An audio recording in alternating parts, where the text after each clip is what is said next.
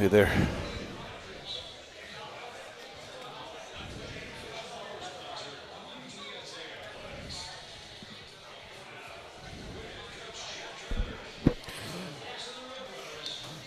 And good evening, everyone. It's time for another edition of the Jeff Traylor Radio Show. We come to you live from Roca and Martillo out here at The Rock. It's presented by UT Health San Antonio, the official healthcare partner of UTSA Athletics. Roadrunners fell to Texas A&M last week, and they get Texas State coming up this week as Jeff joins us on the program.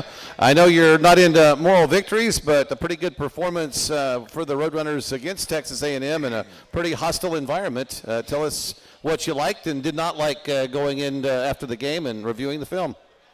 Well, our biggest concern going into the game was just we replaced 11 starters on defense, and just to see, we thought A&M would try to lean on us and push us around. For our new 11 to hold up to 100 yards rushing, and a lot of that was Marcel scrambling. His scrambling in the third quarter was the difference in the game, honestly.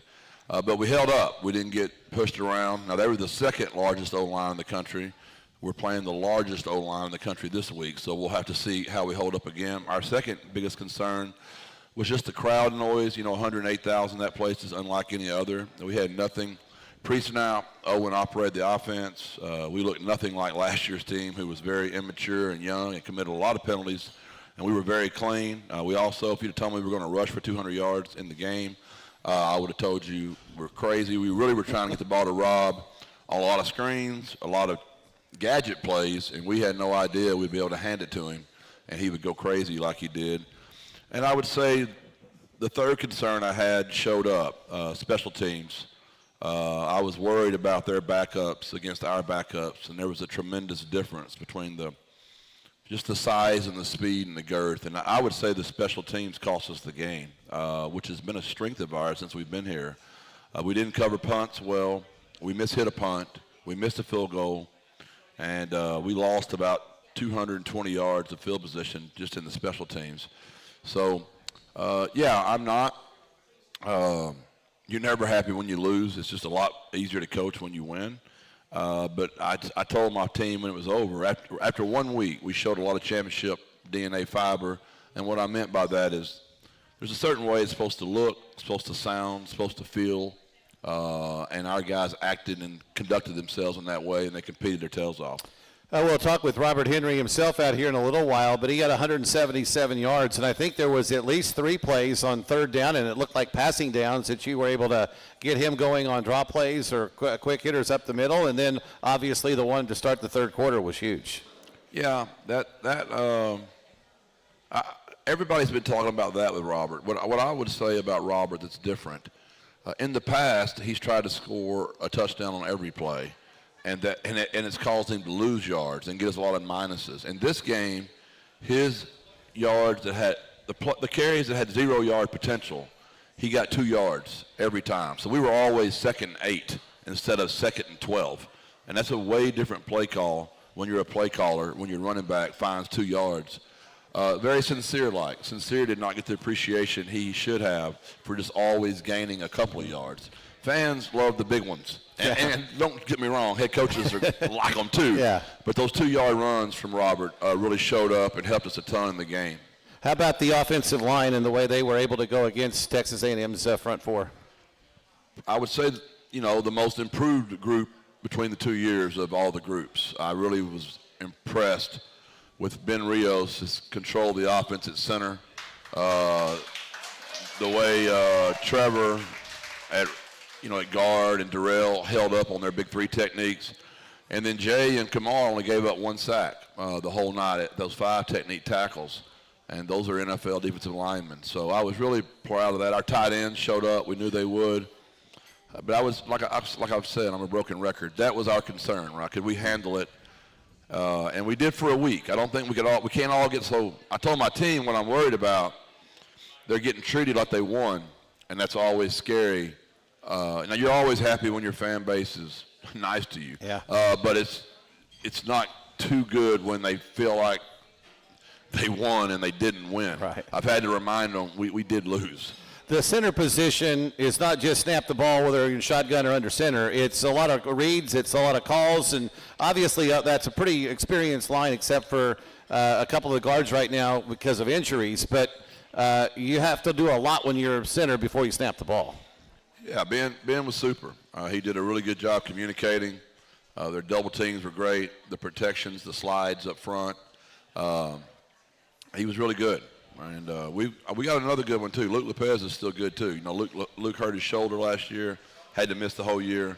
So Luke's chomping to get back out there himself. So that'll be a good little competition this year. And the defense with Shad Banks, who we're going to talk to in a little while as well. And your safety, Jimmy Wyrick, led the team in tackles. Talk about that defensive performance. Even though it wasn't a win, you had the breakdowns in the third quarter. But other than that, pretty good showing and held him to 110 yards rushing. You know, there's tons of negative things said about the transfer portal. What's not said enough about it is the good it does kids. Like, for example, Jimmy Wyrick graduated from Stanford.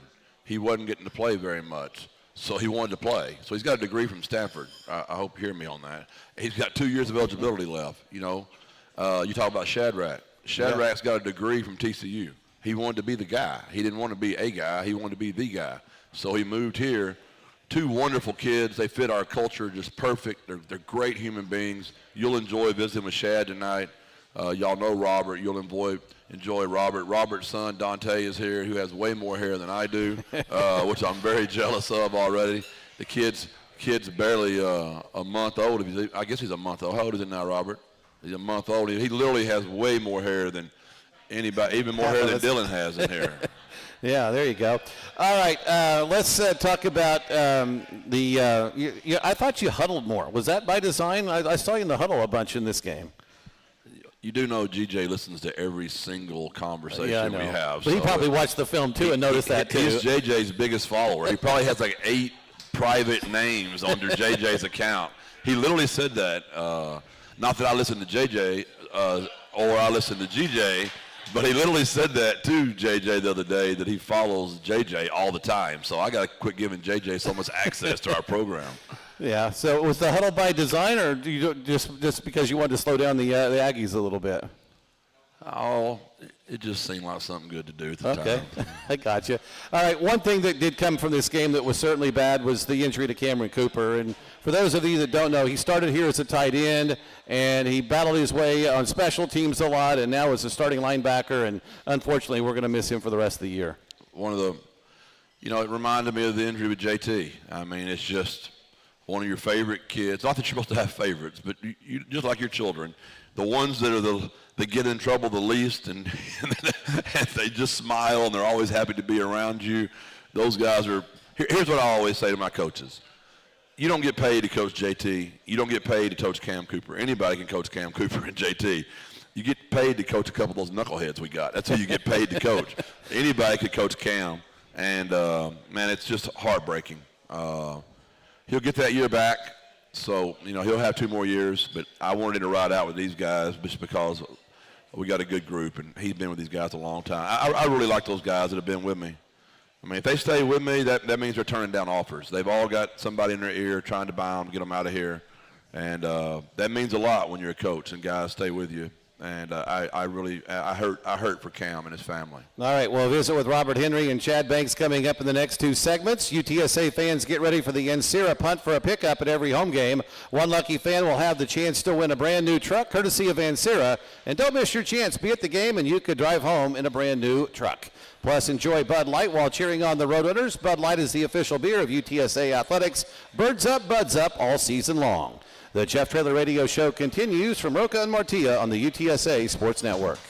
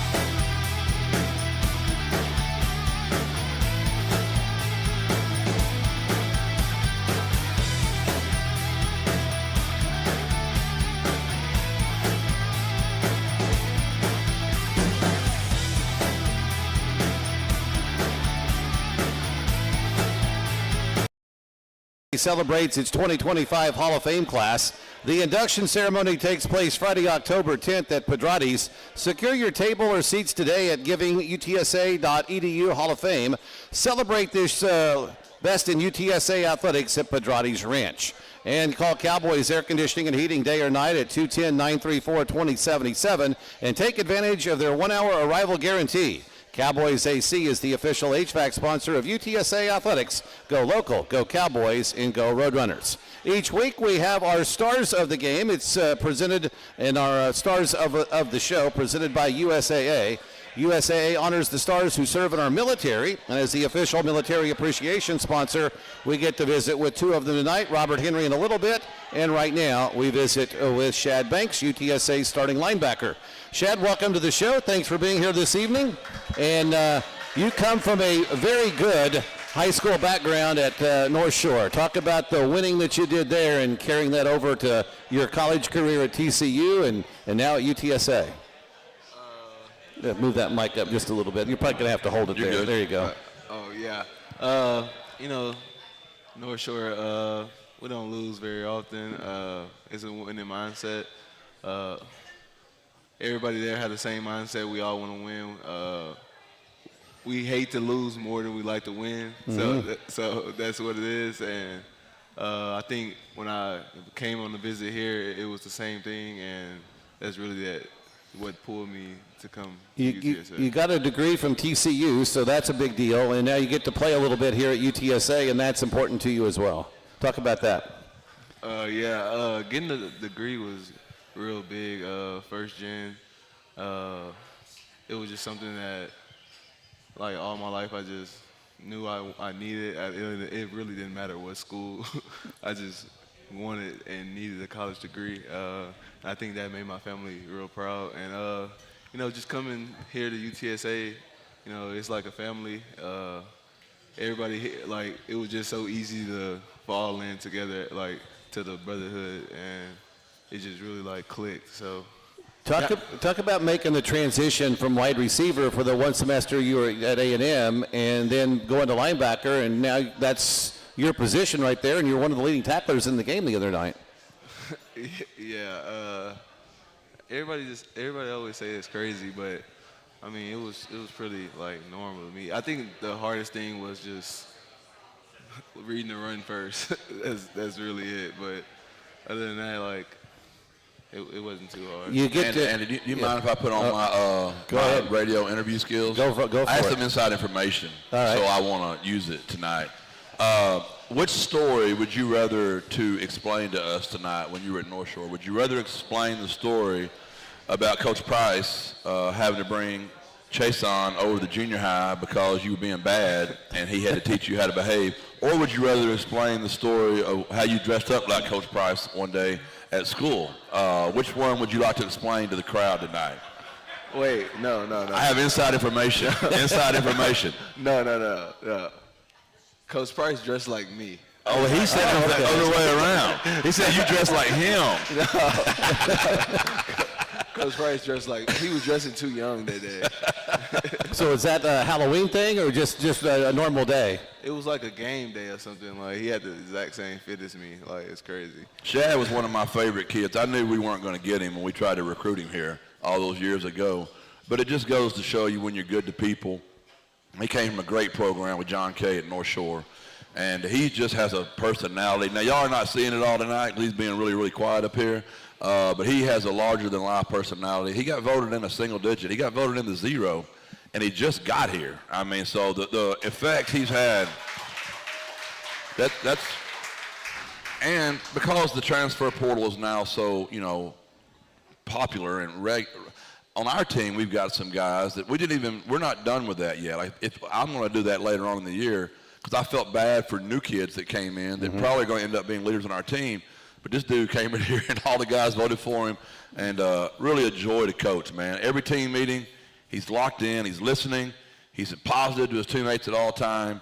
He wants to be a coach one day, and as soon as he gets done playing football, I'm going to hire his ass the next day, I can promise you. There you go. That's a pretty good endorsement right there, Shad. Yeah, it is. Talk about the getting that single digit, how important was that to you, and knowing the tradition that we have here now with that to get voted in when you just got here? I don't really think it was like a goal for me to get can you hear me? Yeah. I don't really think it was like a goal for me. I know whenever I like transferred in, I wanted to be the best Shad I can be each day. So it was really just, you know, like having a positive mindset every day, being a great teammate, and just doing what I needed to do to make myself better and my teammates better. So. And he's done that now. I'm on his body. Not only is he look, the Shad you're looking at right now, there was two of Shad when he got here. And he has worked his tail off and slimmed up. And like the NFL, we had 5 NFL scouts here today. And they literally said to me, like, what the heck happened to Shad Banks and Kendrick Blackshire? Their bodies have just like totally transformed.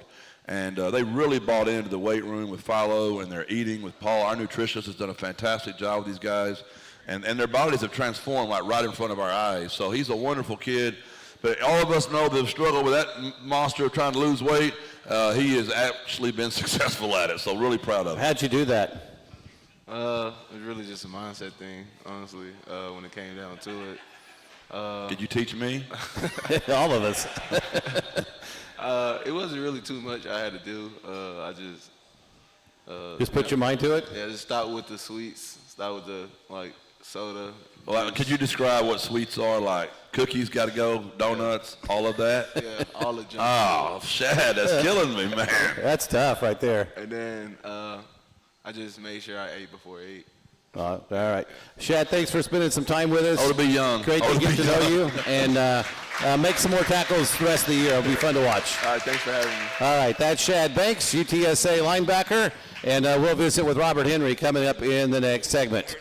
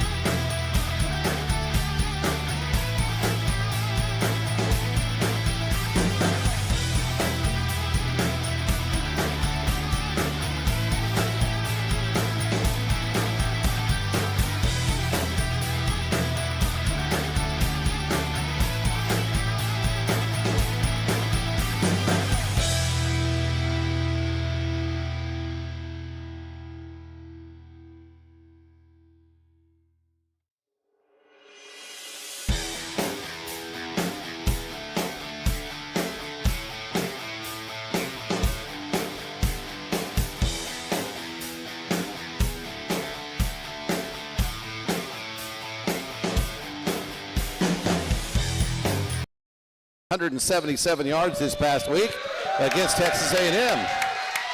I know you'd like to have a W and give some of those yards back, but that was a pretty good performance. Take us through that night for you. It just, I was preparing all night. I had it in my head already. I was going to go out there and kill it. I've been emphasizing, being patient at practice, let my blocks get set up. So when the game hurt, it definitely showed. We were talking yesterday, and I talked to you today after practice about that, the patience that you have now as the senior Robert Henery as opposed to the sophomore or junior Robert Henery. Night and day, isn't it? Talk about that.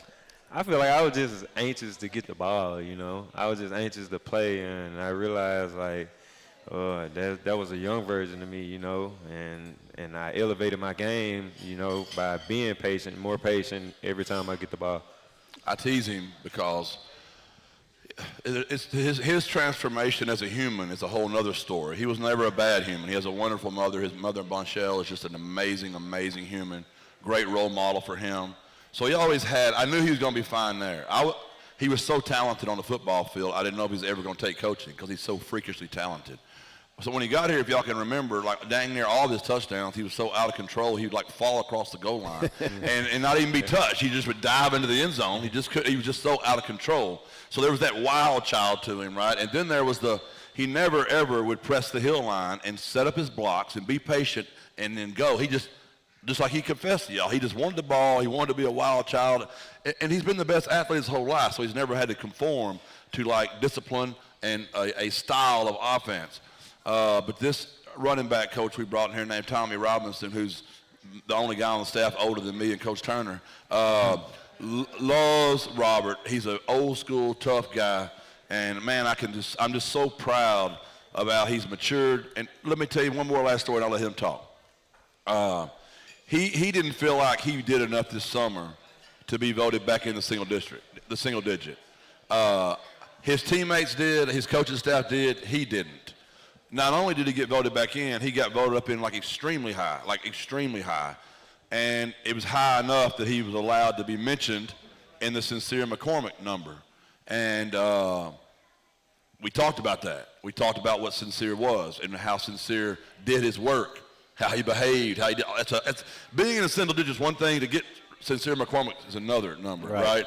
And this man has got in that 3 and acted as much to be like Sincere McCormick as anybody could ever have. That's pretty cool. Talk about following in that shadow and those footsteps.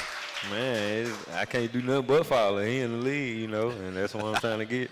He came to him and he said, Coach, do you know I'm second on all these, Yeah. I'm well, that's what happens when you go to schools that have been playing ball 15 years. Right. You can move up the ladder board pretty quickly. All right, I'm going to let you brag on something that's really important. You have a newborn son, month-old. Tell us about Dante. Man, that man right there is life. I don't know how to explain it. He made me a different person, you know what I'm saying? Being around him every day, get to come home to him. I might be having a bad day. I come home and see him. I'm good now. Yeah, there's no bad days when he's around, right? Yes, sir. All right, that's pretty cool, and congrats on that. And I know you're very proud of him, and maybe he'll wear number 3 someday. Thanks. He already got an offer. He's the first offer. He's the class of what we figure out 2043. 2043. There you Dante's go. my guy. Already committed. Yeah, that'll be awesome right there. Jeff talked earlier about the fact that you turn negative yards into 0 yards and 0 yards into 2 or 3 yards. Fans don't see that as being an important play. Talk about that from your perspective in your maturity. I just feel like to win a game, you always need positive yards, You have negative yards, it's going to be hard to win. And I just try to, like Coach said, try to get back to the line of scrimmage, even though if I see it, there's nothing there, I always try to just be positive. The great backs get 0s and 1s and 2s. Mm-hmm. They don't get -2s, -3s, and -4s. You don't see it. And that's what happens when you become a great back. He got hit at the line of scrimmage. I never even ran on the field and told him a great run when I know what the Lord gave him to do. But when I see him get 0, 1, or 2, and I know his personality, he's mad on his inside because he wanted to do more. But he got all he could out of the run. That's a great run. You got a healthy offensive line this year and a pretty deep one, and especially when Corey and Vinley come back, it's going to be a pretty special offensive line to run behind. Talk about those guys. They working to get back. both of them very close to getting back, and I'm really ready for them to get back because I feel like we got chemistry, and the whole offense is a better offense when them two guys back. But the guys that's in front of me right now, they getting the job done. Love running behind them, and they definitely got passion for the game. Yeah, Trevor and Big Rail have been great additions. I think Vinley will take a little longer. Those knees are still, they're getting there. Corey's the one that got injured during camp, and it's just taking him some time to get back. I would expect Corey to be back sooner than Vinley. If we had to play them, we could. Just Darrell and Trevor are moving a lot better than those two guys are right now. So you're now the leader in that running back room, and you get a chance to do what other running backs did for you with Will and Amarian and that whole running back room, teach them how to do it and get them that experience that you gained from the previous backs that were here. Talk about that role for yourself. I love it, because it's a lot of things that I can teach them that's in my game, and it's a lot of things they can teach me too.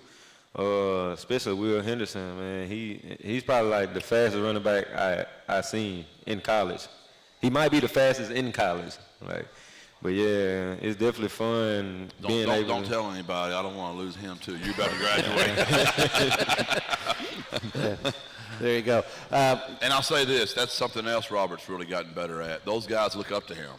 So if he has a bad facial expression, if he gets in one of his energy vampire moods, which I haven't seen in a long time, he does get tired. He deals with Dante a little bit. He gets tired, but he's not an energy vampire anymore. Like he used to, if he didn't have something go his way, like he could suck the life. And he doesn't understand that the players are all looking at him. And this year, that's really been scout back, head up, smile on his face, even though I know he's faking it till he makes it, but we got to do that sometimes. There you go.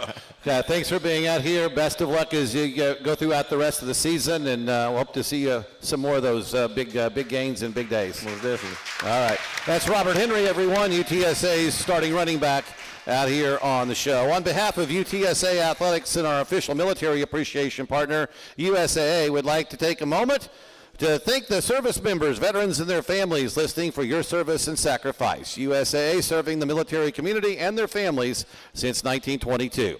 And SureMed Emergency Medical Service is proud to serve San Antonio with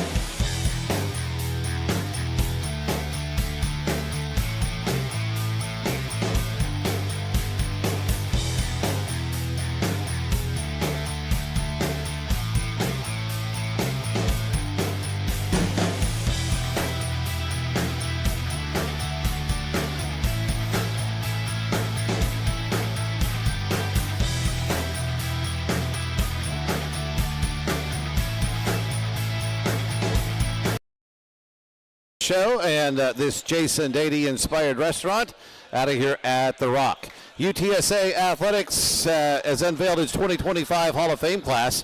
This year's inductees are Fabiola Arriaga from women's golf, Rudy Davalos, the first AD at UTSA, Amanda McCoskey from softball, and Mark Shremick from baseball. The UTSA Athletics Hall of Fame induction ceremony will be held on Friday, October 10th. Tables and individual seats for the event are now on sale at goutsa.com. This group will also be honored at the Rice game on October 11th on the field. Time to scout the opponent. It's brought to you by the Cowboys AC. Call Cowboys Air Conditioning and Heating day or night, 210-934-2077, and take advantage of their 1-hour arrival guarantee. Cowboys AC, the official HVAC sponsor of UTSA Athletics. Go Cowboys, go local, go Roadrunners. Texas State's the opponent. They were big winners over Eastern Michigan last week. Tell us about your thoughts on playing the Bobcats this week. They just kind of picked up where they left off. You know, they rushed for 400 yards. They threw for over 200. They had 3 backs, get in the end zone. O-line, we talked about, largest in the country. Receivers, really good, 1-11. They're getting a couple guys back this week, we've been told. Quarterback, a little dealer, can run it, can throw it. GJ's done a good job. He has, man. He deserves all the credit he's getting. He turned that place back around, and he deserves everything he's getting right now. Let's start with that quarterback, Brad Jackson. Reagan, San Antonio product. What are your thoughts on what he does so well? Yeah, Brad's a really good player. At Reagan, he had a good year that senior year, and GJ did a good job with that kid, getting him in there, and knew he could have a chance to play pretty quickly, and he's doing that. And it's kind of the bad parts of having a young quarterback. No other quarterbacks want to come play for you. Mm-hmm. So with Owen, I can't get other guys that they want to play quick.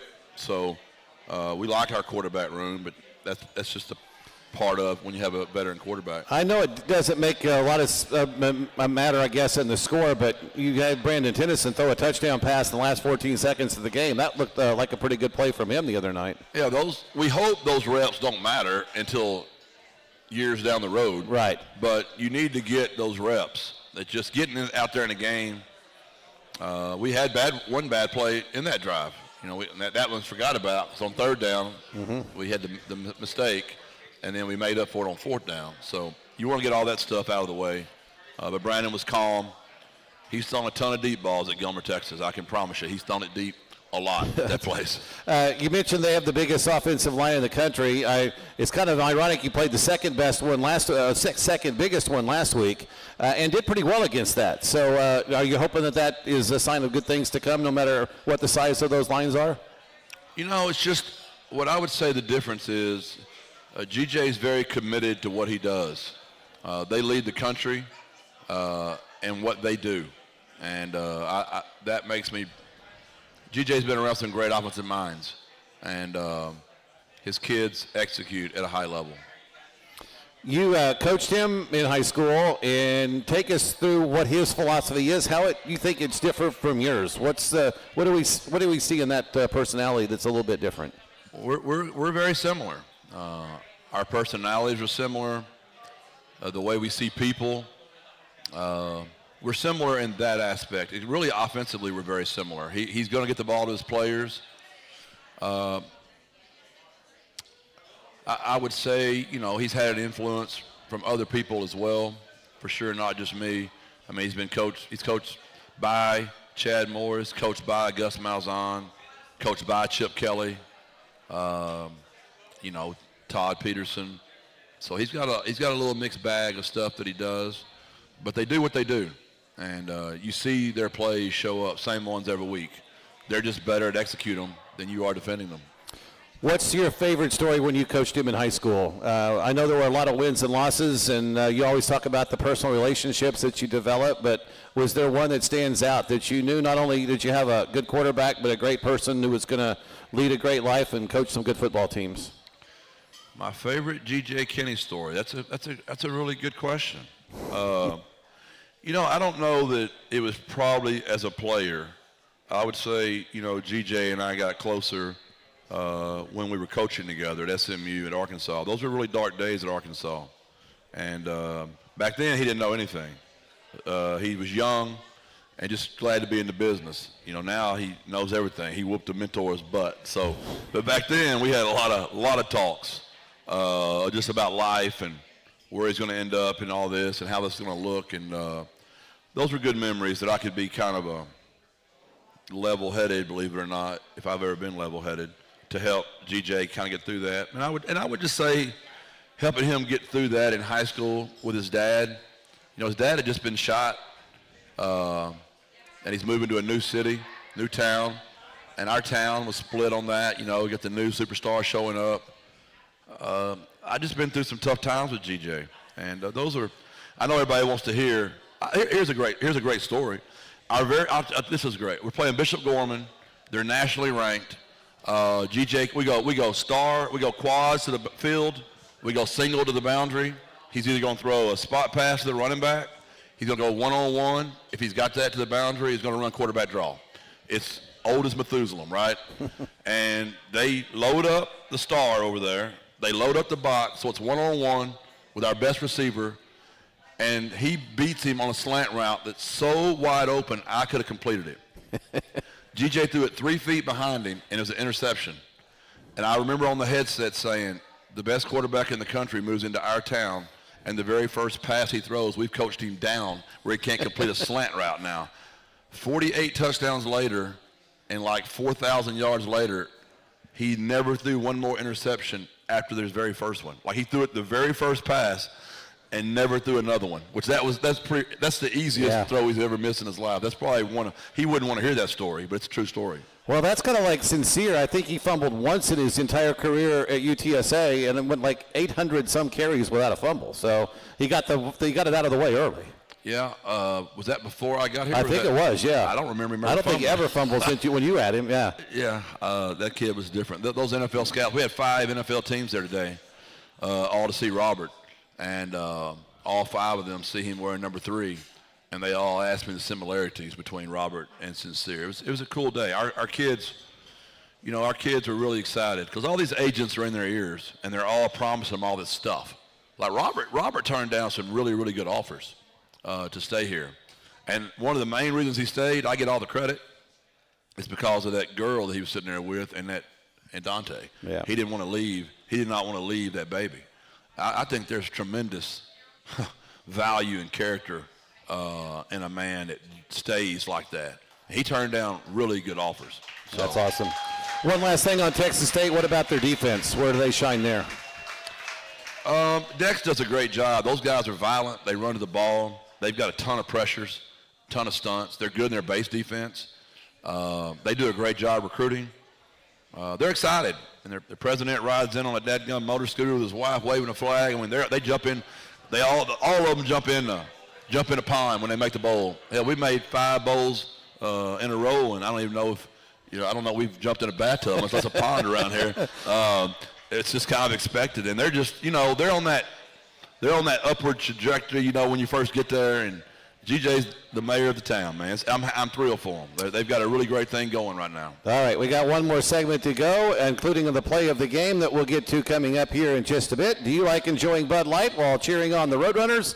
Then you can win the ultimate tailgate package from Bud Light. Take a selfie in UTSA gear with a Bud Light and tag it Birds Up, the hashtag Birds Up, Buds Up, or submit your photo to GoUTSA.com/promotions, and you're eligible to win all season long. And don't forget to come out here to the Rocco and Martillo and to the Rocket La Cantera. You can enjoy free events every month, from live sports events, parties, concerts, family movie nights. There's something from everyone.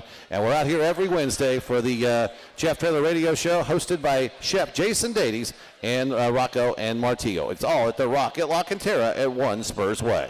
More coming up. It's the Jeff Traylor Radio Show on the UTSA Sports Network.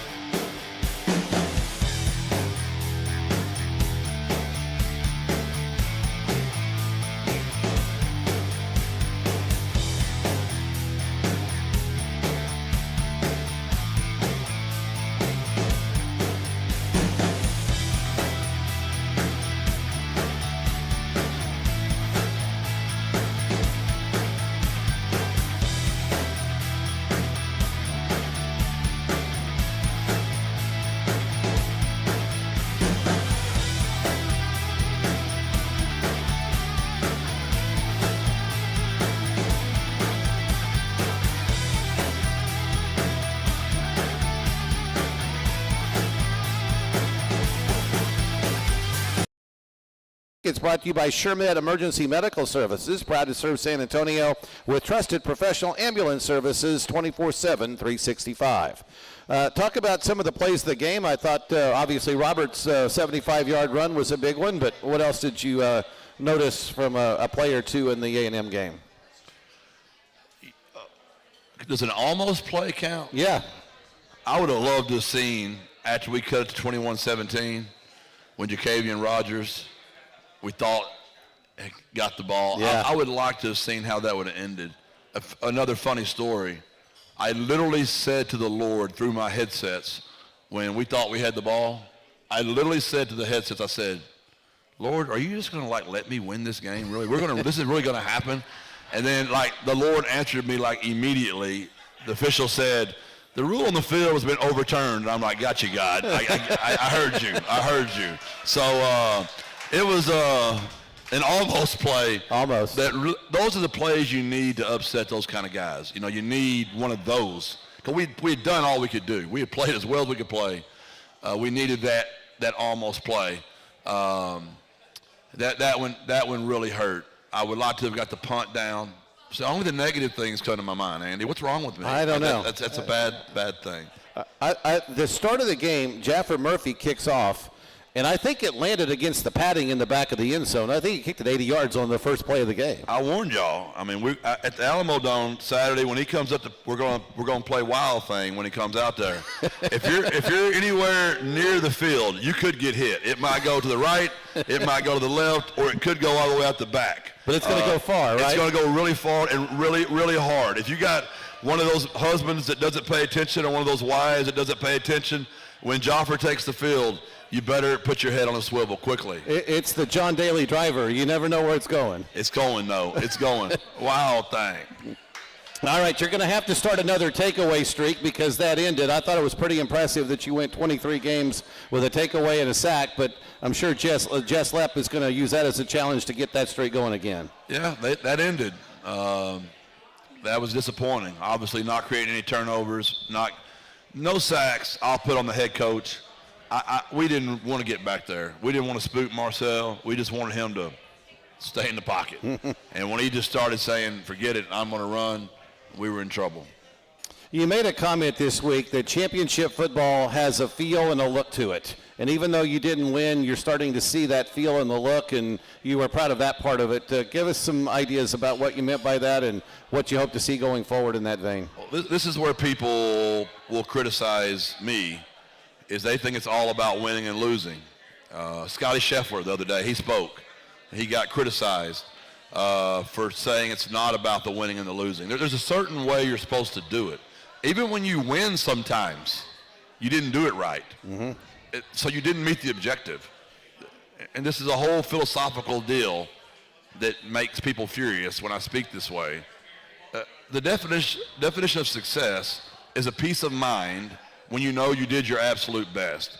And when you play the game the very best you can and it's not enough, that's okay. That's okay. When you play the game poorly, but you beat an inferior opponent, that's not okay. But in this culture we're in, where it's win at all costs, only the champion is the guy that does the most or whatever that might sound like, it's just not right. And last year was a great example. Those last 6 games, even though we lost to Army, it looked right. It sounded right. We acted right. It looked the part. And those games we lost early in the year were not championship DNA. And we all know we should have been playing Army for the championship last year. And we did not do the right stuff, which is why we were not in the championship mix. I'm not saying this team's going to win a championship, but that performance Saturday was made of championship DNA because of the fiber of the kids. You get the Dome experience where you're 29-3, but it's more than just that field and that avatar tree that you were talking about last week. The Spirit of San Antonio, Sosa's out there. Ron Ellis does a tremendous job with that group, and just the overall atmosphere in the Alamo Dome is huge on game day. That was something, championship DNA. You know, we lost Saturday, and A&M's fight song took, forever. School song, fight song, 9 chants, 7 sways back and forth. You know the deal, right? And my kids sat there and waited patiently the entire time. And not one kid left the field. They all stayed there. And Ron always comes and teaches us the school song.